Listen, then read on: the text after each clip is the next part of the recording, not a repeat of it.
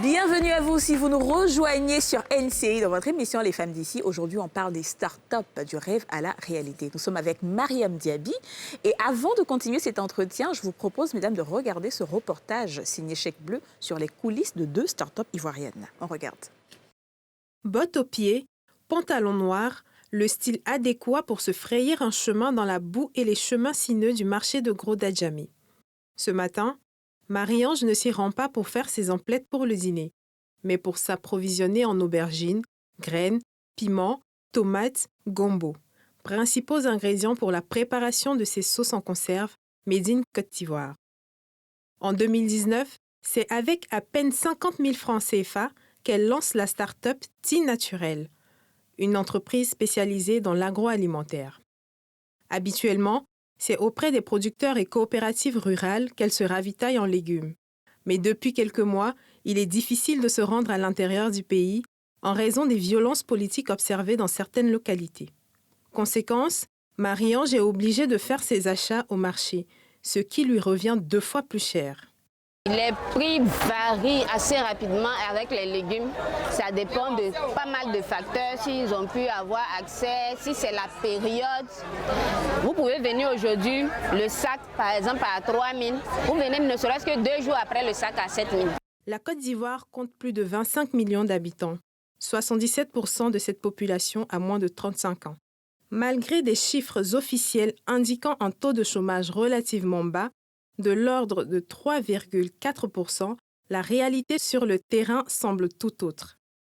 L'entrepreneuriat séduit de plus en plus de jeunes. Certains y voient une piste de sortie face au chômage et à la pauvreté. À son domicile, Marie-Ange emploie 4 jeunes filles à temps partiel pour le nettoyage, la préparation, la concentration et le conditionnement des sauces. Et d'ambition, la jeune chef d'entreprise ne manque pas. On voit aujourd'hui les Italiens qui font les conserves de leurs tomates, qui est un produit de chez eux. Pourquoi pas faire les sauces africaines en conserve?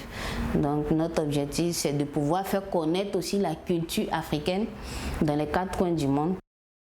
Et si le financement demeure l'une des principales difficultés dans la création d'une start-up, d'autres facteurs sont tout aussi contraignants pour les entrepreneurs en herbe.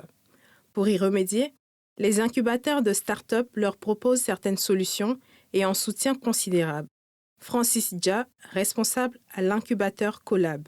C'est important pour une start-up de passer par un incubateur parce que l'entreprise, dans son cycle de vie, a besoin d'un ensemble de conseils de formation pour se développer, comme je l'ai exprimé tantôt.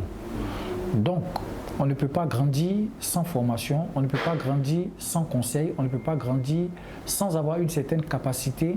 Rebecca Afo est à la tête de Easy, l'une des premières conciergeries connectées en Côte d'Ivoire. L'entreprise a démarré avec une machine à laver achetée à 500 000 francs. Elle possède aujourd'hui 5 machines industrielles d'une valeur d'environ une dizaine de millions de francs CFA. Nous avons un service en ligne.